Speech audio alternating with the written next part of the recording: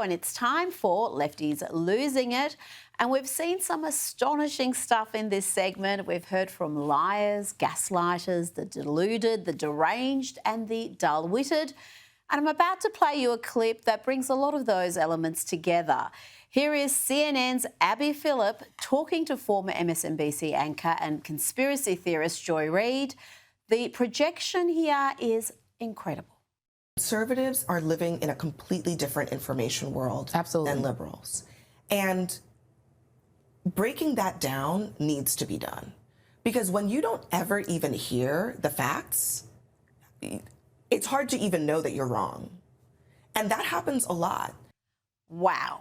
Just wow. First, she says facts. She means her demented opinions, not actual facts. And a reminder, she's been wrong on just about every consequential issue in recent years, along with Joy Reid, whose podcast she seems to be appearing on. Joy Reid, not too long ago, was pushing conspiracy theories about Donald Trump not really being hit with a bullet in Butler, Pennsylvania. She's as loopy as they come.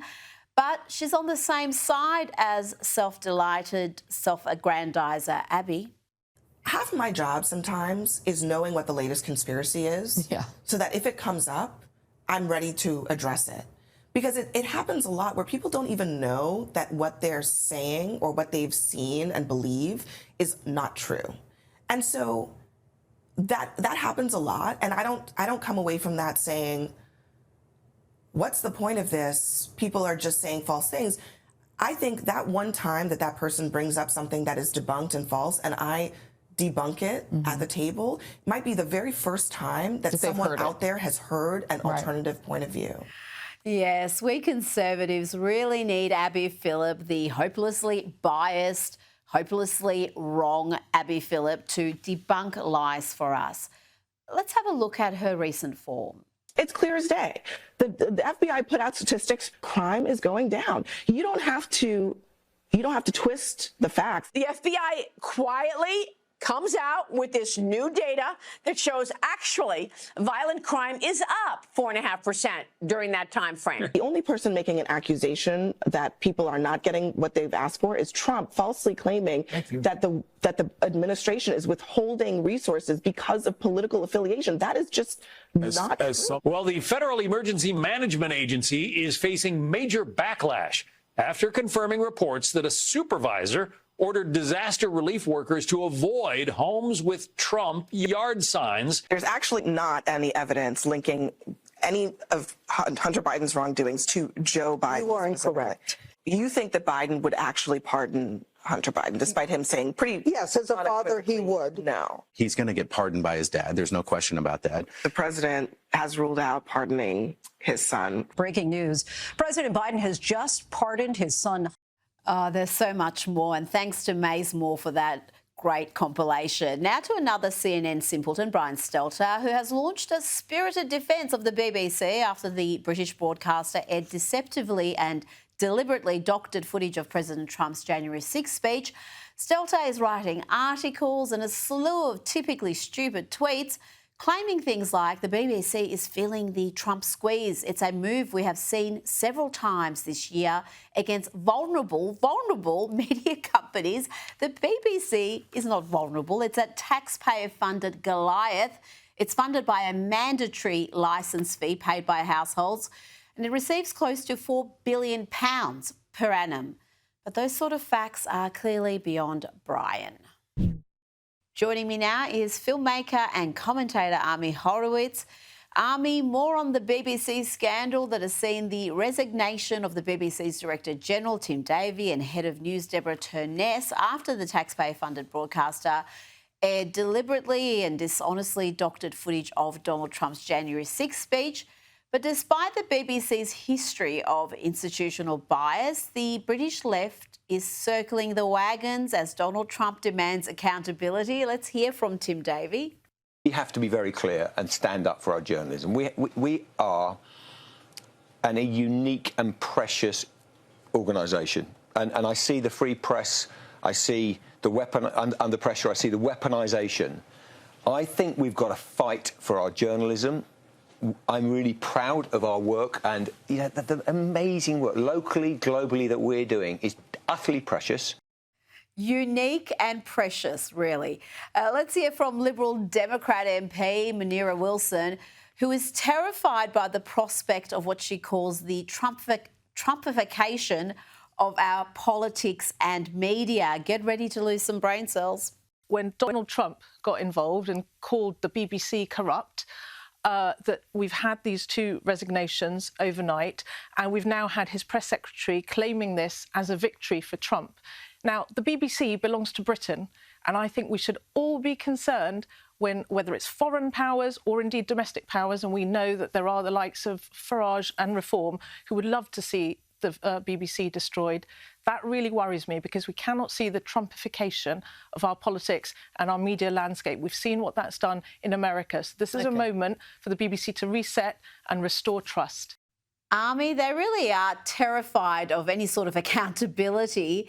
And let's not forget, the BBC is taxpayer funded. Brits are obliged to pay for this leftist activist machine. Yeah, what a grift.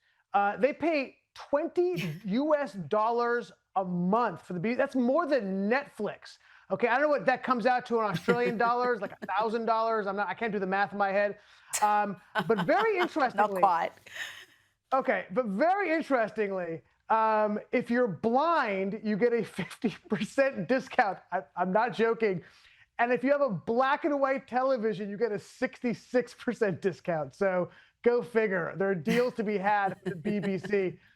Oh, God. Look, the truth is I learned so much from the BBC. For example, did you know that male breast milk is just as nutritious as female breast milk? I bet you didn't know that. Yes, because they have so much invested in men being women. They did a story on how if you pump a man with enough hormones, he will secrete milk. Oh, God. I want to poke my mind's eye out. Oh, my God.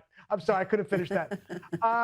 No, they're the worst. They're the absolute worst. And it's always so funny to me when my liberal friends here, they always go, American news is such BS. CNN and Fox News is garbage.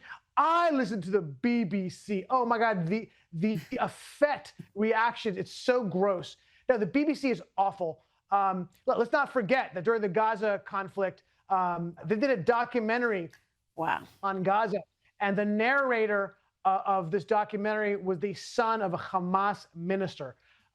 Look, they're awful, obviously, and there's no wonder that GB News, which is the center-right, the right outlet there, is eating their lunch. They are now, for 4 months in a row, the #1 news channel in England. It's no wonder. They failed all across the board. Well, that's extraordinary. I didn't know that, because GB News, their resources are tiny compared to the BBC, and every household with a television is obliged to give them money, as you explained. Now, Nigel Farage, whose Reform Party is leading the polls, was also asked about Donald Trump putting pressure on the BBC. This was his response. What do you make of President Trump weighing into the conversation about the BBC and the British media landscape? Do you welcome that, or does that concern you? Well, if I was the President of the United States of America, if I was the person making sure that the United Kingdom had security guarantees that meant that it could be defended, whereas on its own it would be helpless, and I'd been stitched up on the eve of a national election. I mean, people talk about election interference. What the BBC did was election interference. If you put yourself in Donald Trump's shoes, I think you'll understand why, when I had a chat with him on Friday, he made his feelings on the subject known to me in no uncertain terms and not in a quotable form.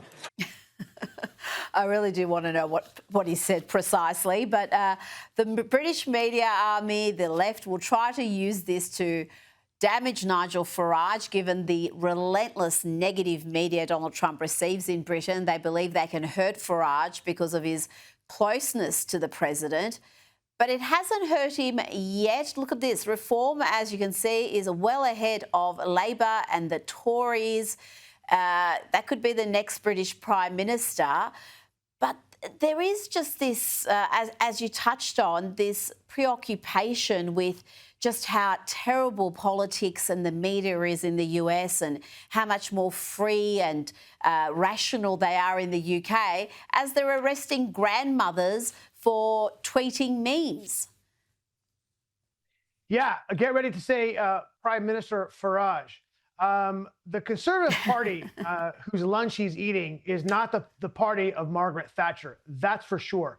As the great poet-philosopher Monty Python says, it has ceased to be. The Conservative Party has been hemorrhaging voters and votes. In May they had a local election, and they were trounced by the Reform Party. And there's a sort of an exit of a Brexit, if you will, of Conservative members going toward the Reform Party. The Conservative Party had 16 local councils to defend.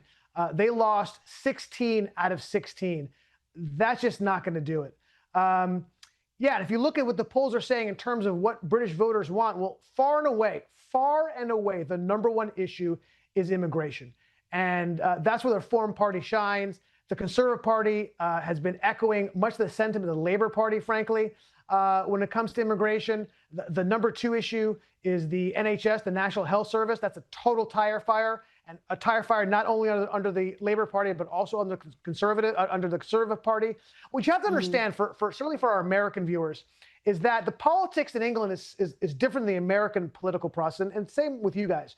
Is that in their process, like the Conservative Party is more like the middle of the road Democrats, and the Labour Party are more like, you know, the Squad. They're really become far left, and it's just not getting done.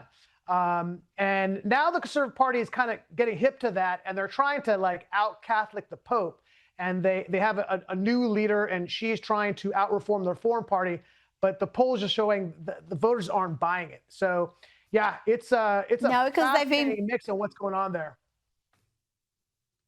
They've been burnt too many times, the Brits. The Tories say all the right things, kind of like those rhinos, say all the right things before an election, and then they get into power and they govern like they're from the left. And now that there is a reform option, as you saw in the polling, they're getting a lot of support. Now, Ami, we will get to the Jeffrey Epstein saga, but first I want to play you a clip from a drag queen named Ariel who explains her devotion to the New York City Mayor-elect Zohran Mamdani. It gives me, maybe for the first time in my life in American politics, a real sense of hope. The mayor of New York City is Zohran. To actually have a politician that I really believe in and that I feel like really stands up for the people I care about most, from Palestinians to trans people to Jews to just my neighbors all around Crown Heights where I live, who live in rent-stabilized apartments, the working families of New York. To actually have a politician who's truly standing with them, who has policies and plans. There you go. He really cares about Muslims, the trans community, Jews. You're a Jewish New Yorker. Do you agree with Ariel there? Is Zohran committed to make your life better? A Muslim, a trans, and a Jew walk into a bar. That's a party. Look, she was very sweet. I'm a sucker for a crying lady. What can I tell you? Okay, what was your question again? Do I feel safer as a Jew with Mamdani? Yeah, I'm going to go with no on that. I'm going to go with no. You know, it's so, and I've mentioned this before, and it bears repeating, right? So when you go to a synagogue here in New York and other cities in America, but I'll speak about New York, there's security threats. We have to pay for security to stand in front of our synagogue. And during Bloomberg, what Bloomberg would do is he gave us police officers. The police officer would go to, and they would station a squad car outside of every major synagogue in New York. And then during during Bolshevik Bill de Blasio, he took that away. He said no more police officers in front of synagogues. And then when Eric Adams came, he put them back. I guarantee you, there'll be no police cars in front of synagogues under the Mamdani regime. And put aside all the Jewish issues, Rita, let's play a game. You like games? I love games. Let's play a game called Did He Say These Words, okay? Did Mamdani say the words, violence is an artificial construction? Yes, he did. When asked about prisons, did he say, what purpose do they serve? Yes, he did. He's a madman. He is going to destroy New York City. So I don't feel safe here as a Jew. I don't feel safe here as a New Yorker. No American will feel safe in the new New York City made under the model of Zohar Mamdani. Well, you're going to have a lot of sort of social workers doing group hugs with everybody. So maybe not as many police officers, but there'll be some alternative that I'm sure will work beautifully. Now, let's get to the latest revelations about disgraced financier, sex offender Jeffrey Epstein.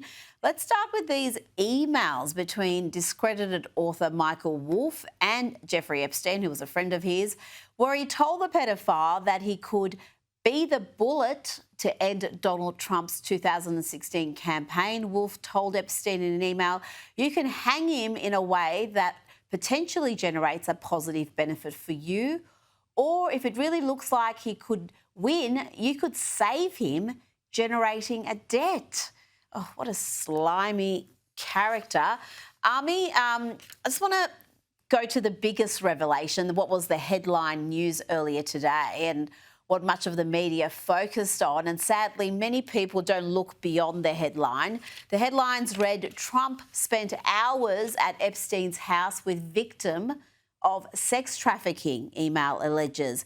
But Army, the victim, who was referred to as simply Victim 1, with the Democrats on the House Oversight Committee deliberately withholding her name, well, the name has now been revealed, and it is the late Virginia Giuffre, who has said before her death repeatedly, including earlier this year, that she witnessed no wrongdoing from Donald Trump during their interactions. So to ask you a very lengthy question, are today's revelations another nothing burger, or is there something there that concerns you? Oh, God, I hate that term, nothing burger. Michael Wolff and Jeffrey Epstein, two incredibly credible people, two upstanding pillars of society. To answer your question, I went through, I sat and combed through all those emails. It took me 20 seconds. There were 3 emails. Each one was like 2 sentences long, okay? Did I miss something? We read them. I don't know what we're talking about. I don't know what the issue is. He spent hours there. You know how long hours is? Hours is like going to like an event for a couple. What is days is something. Hours? And then the other email that the smoking gun that the media is talking about is he knew about the girls. He asked Ghislaine Maxwell to stop. I mean, I don't know. He asked Ghislaine Maxwell to stop. I just don't see where the smoking gun is. I don't see the issue. I think actually the more fascinating part of this whole Epstein saga is how the hard right is dealing with this, right? So you have Marjorie Taylor Greene strutting her stuff in the left-wing media, and she's being hailed, right? The View loves her all of a sudden. And she's using this to weaponize against Donald Trump. She's so gross. She really is gross. She's embodying this horseshoe theory of politics, right? Right there on The View. And it's really gross, but even more gross is people like her and her ilk using the anti-Semitism is all streaming out of them, right? Where they're all the claims unsubstantiated with zero evidence. The Mossad is involved in this. Look, the whole thing is just gross. Kash Patel is a good guy, and I think if there's something there, it'd be released. There's just nothing there, but they will not let this thing go. Armie Horowitz, thank you so much for your time.